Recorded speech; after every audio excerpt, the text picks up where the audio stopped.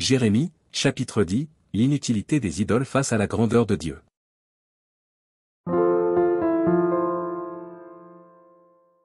Écoutez la parole que l'Éternel vous adresse, maison d'Israël.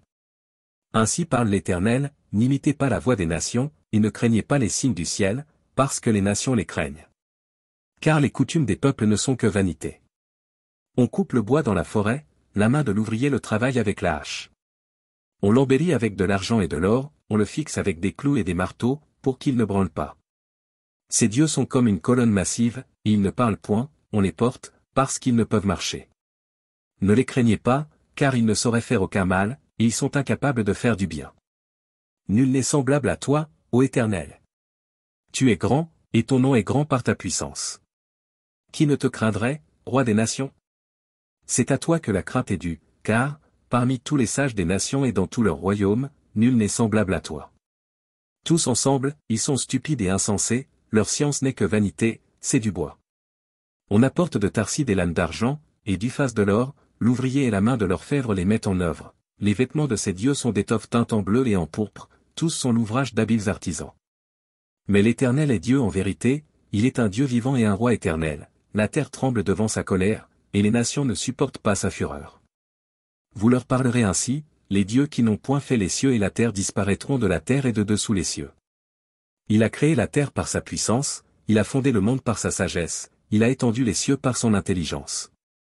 À sa voix, les eaux mugissent dans les cieux, il fait monter les nuages des extrémités de la terre, il produit les éclairs et la pluie, il tire le vent de ses trésors.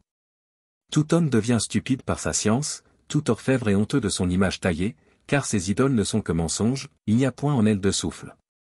Elles sont une chose de néant, une œuvre de tromperie, elles périront, quand viendra le châtiment.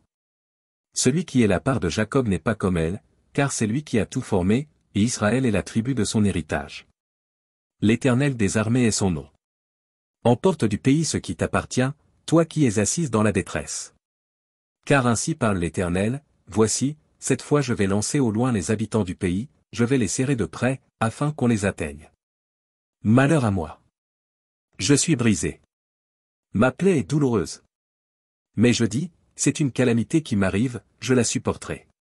Ma tente est détruite, tous mes cordages sont rompus, mes fils m'ont quitté, ils ne sont plus, je n'ai personne qui dresse de nouveau ma tente, qui relève mes pavillons.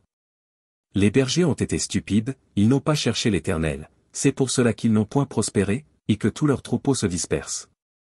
Voici, une rumeur se fait entendre, c'est un grand tumulte qui vient du septentrion, pour réduire les villes de Juda en un désert, en un repaire de chacals.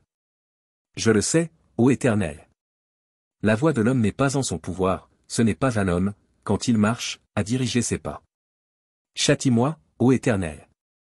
Mais avec équité, et non dans ta colère, de peur que tu ne m'anéantisses. Répands ta fureur sur les nations qui ne te connaissent pas, et sur les peuples qui n'invoquent pas ton nom. Car il dévore Jacob, il le dévore, il le consume, il ravage sa demeure.